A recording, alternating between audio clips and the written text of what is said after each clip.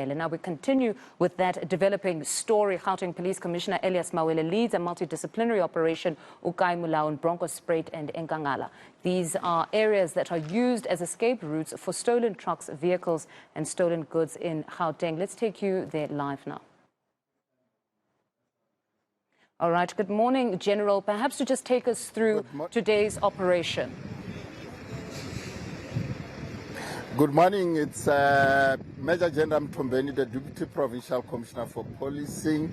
We are here today on the main road to Velbeck and Bronkhorstspruit. It's Operation Molao, as we always do. We had our first phase of the operation, which was a detective operation, where we managed to arrest 930 suspects, 220 of which is gender-based violence. Out of that, we had some convictions for murders in Tsakani and essential infrastructure, as well as a kidnapping and rape. With this first phase of the operation, we also have the crime intelligence, those who work, I would say, tirelessly, where they managed to arrest people for drugs, as well as people who were digging for essential infrastructure which relates to the electricity. Currently, we are here. The arrest in terms of the foreign nationals, it's 39. And of course, in this roadblock, we also managed to arrest one arrest for drugs. We are continuing with this operation. It's been a productive morning so far. So from here, where to? From here, we'll concentrate on the affected areas.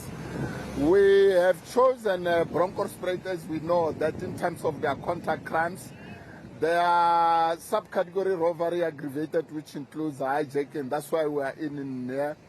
And eNCA, we're having also contact crimes, as well as the property related, which is a problem. So we'll of course also look on the other issues, like the issues which contribute or which are generators of the crime, like the liquor outlets. So that we can be in a position to deal with that. Yes. Major General, we have some breaking news that just came in around the withdrawal of the charges of those 14 suspects in that rape case from Krugersdorp. I don't know if you can give us reaction to that, because citizens would most certainly find this quite unfortunate. It is indeed so.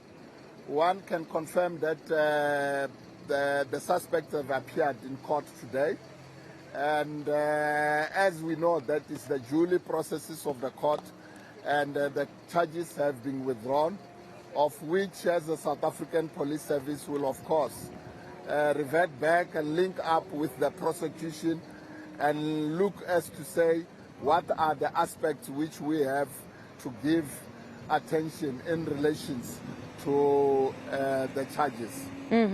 But one would say, insofar as the community is concerned, they would be of the view that at this point, if you had focused all your resources and attention on these 14 that turned out to be wrong, then you've got the real suspects at large, or even they've crossed the border to other countries already. Yes, the fact remains is that as we do our investigation, we know for the fact that in this particular case, as the charges were withdrawn, we'll have to focus our energy to look as to say, what is that what we have to do, which is the issues which the NPA from the court have indicated as to say, what is that what we have to do in terms of ensuring that we bring the right suspect before the court. Just in an effort to boost morale, in closing, for citizens maybe who don't fully appreciate the processes that you follow in an investigation, what exactly would happen in this instance? How much weight do you place on the identity parade?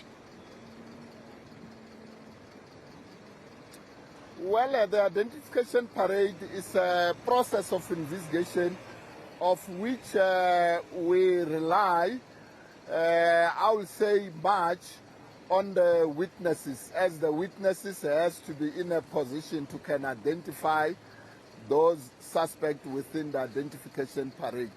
So if we are in a position to can lead that identification parade, and ultimately at the end of the day, the witnesses can identify the suspect, we will be in a position to can put this evidence together and place it before the courts. But being somebody that has worked in this field for long, would you say there have been instances, because this would be a traumatic event, where the identification parade would be a process that's not necessarily very credible? Well, it all depends when it's put before the court. You must take note that we're relying for the court processes.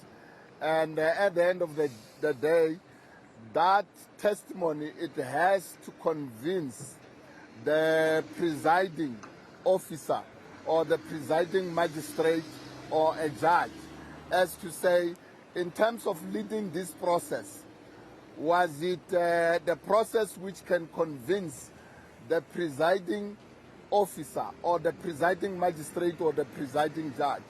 So these issues are weighed before the court, or the court weighs these issues as to say whether this identification parade is taken into consideration or not. And then, I promise in closing, DNA.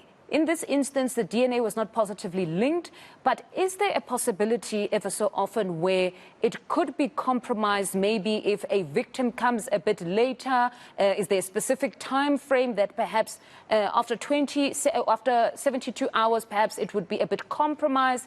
What instances exist where sometimes you wouldn't have a positive link? In terms of the DNA, though it's technically so, and then is the issues which is worked by the South African Police Service, what we have to take note is that, for example, if on the crime scene you happen to find the hair, the hair is taken from the crime scene and it will be compared with the people who are arrested.